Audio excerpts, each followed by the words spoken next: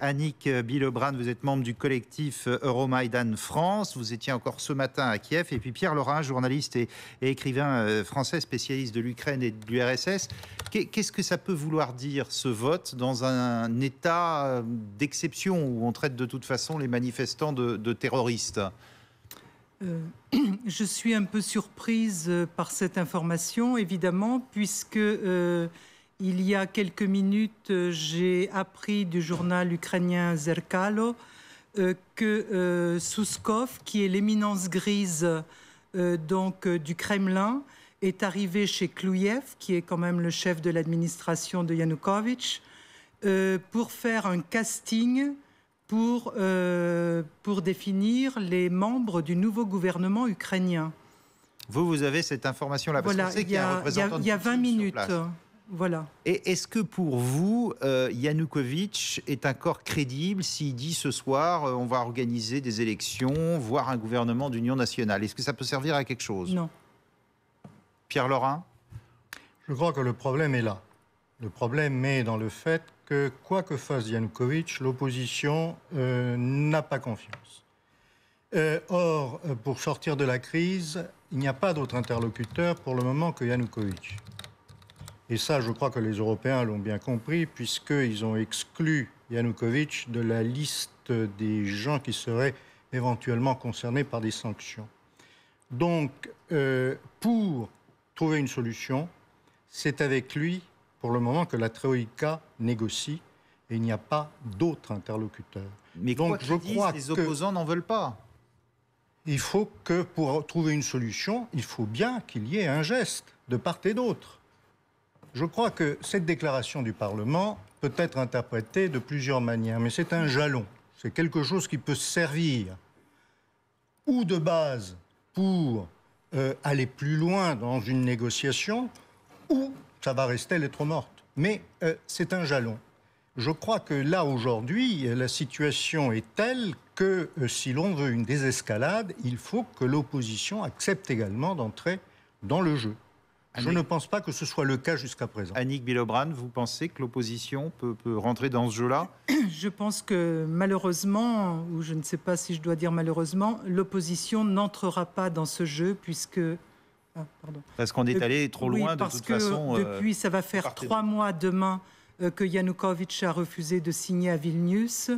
Il y a eu trop de violence maintenant, il y a trop de morts. On est dans un point de non-retour. De non-retour de la part des opposants et il y a une trop grande détermination chez les opposants. Thibault? Ce soir sur les réseaux sociaux, là on apprend que le Parlement a à l'instant voté contre les opérations antiterroristes demandées par le président ukrainien dans tout le pays. Également, on nous dit que le Parlement travaillera tous les jours alors que ce week-end, normalement, il ne devait pas travailler et que la Constitution de 2004 devrait être réinstallée. Mais quel est le réel pouvoir du Parlement? On a l'impression qu'il n'a plus beaucoup de pouvoir. Qui peut répondre à ça? Mais je crois qu'aujourd'hui, la situation échappe à tout le monde en Ukraine. Je crois qu'aujourd'hui, plus personne n'a réellement un pouvoir effectif.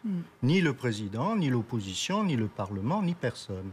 Je crois que le seul moyen de sortir de cette crise d'une manière pacifique, avant que ça dégénère totalement dans une sorte de guerre civile violente ou larvée, mais en tout cas une guerre civile, la seule solution, c'est qu'il y ait un dialogue, peut-être un dialogue avec des pincettes, je n'en sais rien, mais un dialogue entre l'opposition et le gouvernement, et en plus qu'il y ait un dialogue, comme essaye de le faire Angela Merkel, entre les Occidentaux, Obama, et les Russes, Poutine. Parce que si les deux se mettent d'accord pour intervenir, pour trouver une solution, la solution va être trouvée. Peut-être que la solution, vous parlez de Yulia Tymoshenko tout à l'heure, mais c'est peut-être elle qui pourrait être une solution. On n'en sait rien pour le moment, mais en tout cas, c'est pratiquement, je ne vois pas réellement d'autres possibilités de sortir de la crise. De sortie. Angela Merkel a pris donc son téléphone tout à l'heure pour appeler Barack Obama et Vladimir Poutine. Et tous les trois, selon le communiqué de Berlin, jugent nécessaire de trouver une solution politique le plus rapidement possible et que le bain de sang cesse. Parallèlement à Bruxelles, les ministres des Affaires étrangères européens ont accéléré les sanctions contre ceux qui ont du sang sur les mains, disent-ils, avec gel de leurs avoirs et interdiction des visas. On va retrouver Hugues Baudouin dans la capitale belge. C'est tout à fait volontaire de la part des ministres européens d'avoir exclu le président Yanukovych et sa famille de tout l'arsenal de sanctions, car il faut effectivement le conserver comme interlocuteur. Et au vu de ce qui s'est passé cet après-midi, c'est plutôt positif, puisque le président Yanukovych a accepté ce dialogue de plus de 5 heures avec la Troïka européenne. D'ailleurs, les 3 ministres sont de nouveau en discussion avec lui sur la base de cette feuille de route qui consisterait à organiser des élections législatives et présidentielles. Donc ce pas positif fait par le président Yanukovych est reconnu par les Européens qui tiennent à le conserver comme interlocuteur, mais les choses pourraient tout à fait changer. C'est une sorte d'épée de Damoclès qu'il y a au-dessus de sa tête. Demain matin, les ambassadeurs européens auprès de l'Union européenne vont se réunir dès 9 h ici à Bruxelles pour commencer à dresser la liste de tous les noms des dirigeants ukrainiens qui seront touchés par les sanctions. On parle d'une liste entre 20 et 30 noms de personnes qui sont directement impliquées dans la répression. Si le président Yanukovych continue à accepter le dialogue et fait un pas vers l'opposition, son nom n'apparaîtra pas dans la liste, mais tout pourrait changer dans les jours prochains si effectivement il fait un pas en arrière, ne tient pas ses engagements ou joue un double jeu comme il l'a montré ces dernières semaines et ces derniers mois. Annick Billot-Braun et Pierre Laurin, on ne comprend pas très bien toutes ces négociations dans tous les sens. Il y a tous les ministres des Affaires étrangères à Bruxelles, il y a la Troïka face à Yanukovych et à l'opposition à Kiev, et puis il y a Angela Merkel, Barack Obama et Poutine. Qui va avoir le dernier mot ? C'est une réelle question. Je pense que ce qui pourrait satisfaire les manifestants, c'est le départ de Yanukovych. Il n'y a pas d'autre solution pour vous ? Pour les manifestants, il ne me semble pas. Pierre Laurin ? Je crois que tout ça va dans un certain sens. C'est-à-dire qu'il n'y a pas d'antinomie entre les négociations des ministres à Bruxelles, la Troïka à Kiev et le dialogue Obama-Poutine avec Merkel à Berlin. Je crois qu'on essaye de trouver une manière, la manière la plus rapide possible de sortir de la crise. À Bruxelles, on manie le bâton.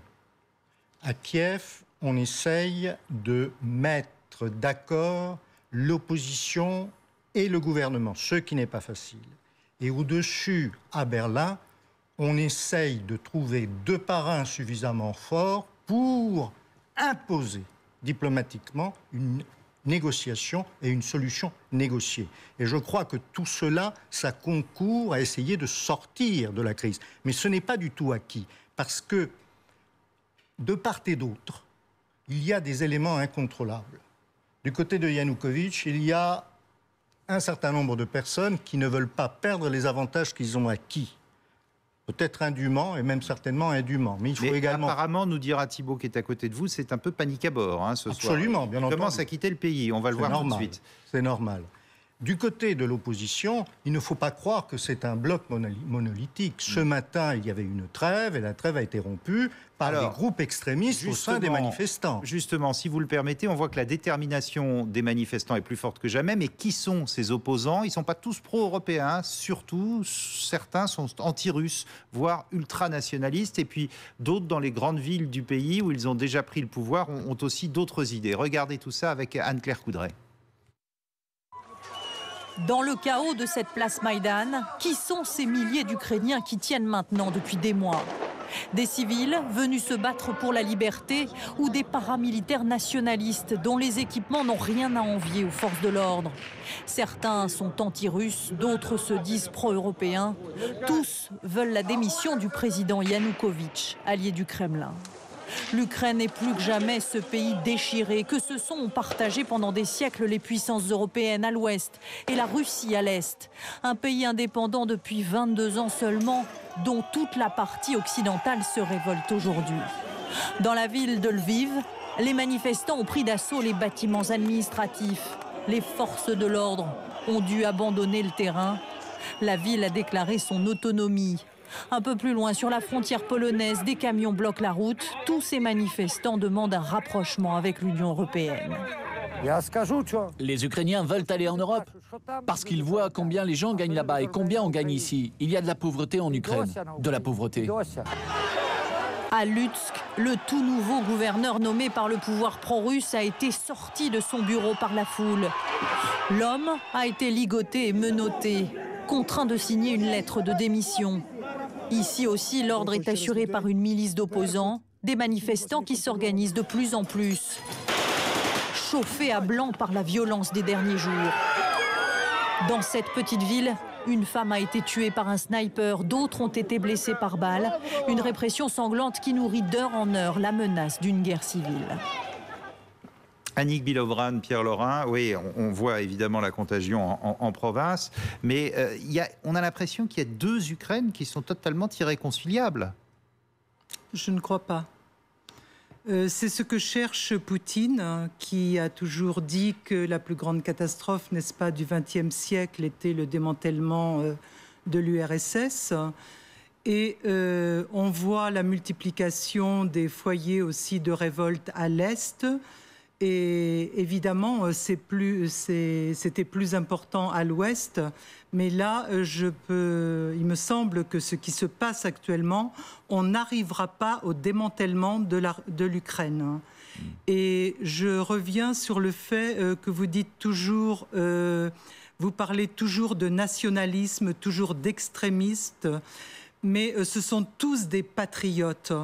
Et quand il y a 3 mois qu'on manifeste... Mais avec des points de vue souvent irréconciliables, quand même. Dans les manifestants, non. Ah bah évidemment, puisqu'ils sont opposants à Yanukovych. Oui, mais il y a oui, toute bien une partie sûr. de Non, la mais population je ne veux pas... qui suit encore Yanukovych, non? Oui, mais il y a convergence contre Yanukovych de la part des manifestants.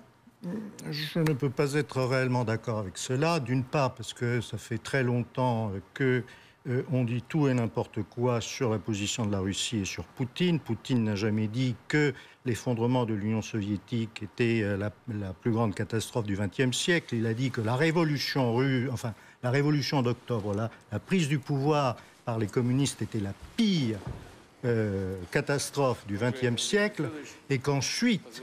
L'une des autres catastrophes, c'était la dissolution de l'Union soviétique. On n'en est plus là. C'est effectivement, on n'en est plus là. Lorsque l'on présente Yanukovych comme l'homme de Poutine, c'est faux. La véritable femme de Poutine, c'était Timoshenko pour les élections de 2010. Et c'est d'ailleurs pour cela que Yanukovych a une telle haine pour Timoshenko, une telle haine pour Poutine. Pendant 3 ans, les deux hommes ne se sont pas adressés la parole. Il rapplique au Kremlin quand Poutine l'appelle. Non. Ça, c'est absolument faux. C'est ces derniers temps, face à la crise européenne, que effectivement il y a eu un rapprochement. Mais Yanukovych ne pouvait pas faire autrement. Bon, ça, c'est mon point de vue et je crois qu'il est étayé par les faits. Thibaut Mézérian, on va peut-être voir les dernières infos sur le web. Les toutes dernières infos, ce sont les décisions majeures prises au Parlement ce soir, avec notamment, ça a été voté, on demande aux policiers de rentrer chez eux, de sortir de la rue, de ne plus tirer surtout sur les Ukrainiens. Également, l'arrêt total des opérations antiterroristes demandées dans tout le pays par le gouvernement. Enfin, les victimes seront suivies, dédommagées. Également, un dernier point là, qui ressort parmi les autres, le Parlement pourra déclarer l'état d'urgence. Et ça, c'est tout à fait nouveau dans le pays. Avant, c'était bien sûr... Et non plus le président. Ça change beaucoup de choses. Ça change, ça ouvre la perspective une sorte, entre guillemets, de coup d'État constitutionnel du Parlement contre le président. Thibaut, vous avez beaucoup d'infos, notamment sur la journée de Laurent Fabius. Oui, Laurent Fabius adore le réseau social Twitter et toute la journée de sa venue à Kiev jusqu'à ses réunions, il nous a informé. Ce soir encore, après 21h, il nous expliquait être à nouveau en discussion avec le président Yanukovych. C'était clair et net toute la journée. Laurent Fabius a posté des photos comme celle-ci avec un cordon de sécurité tout près de lui puisqu'il se rendait ce matin déjà au siège présidentiel.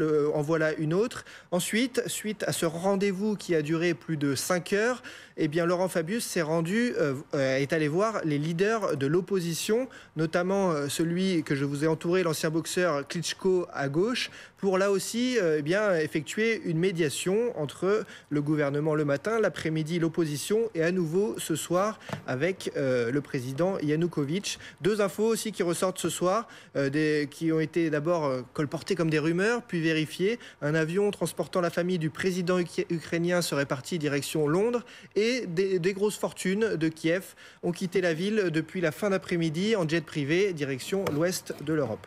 Tout à fait possible, là aussi, que les proches du régime, effectivement, quittent les lieux vu la situation. Merci à Annick Billebrand et à Pierre Laurin, nos deux invités. On va jeter un coup d'œil sur la presse de demain, qui évidemment fait ses unes sur la situation en Ukraine, notamment La Croix. Face à l'escalade, un espoir de médiation. C'était avant que l'on apprenne par Laurent Fabius que les négociations étaient particulièrement difficiles ce soir. Ukraine, forcing diplomatique pour arrêter le bain de sang, en une du Figaro. Et puis cette photo terrible de Libération.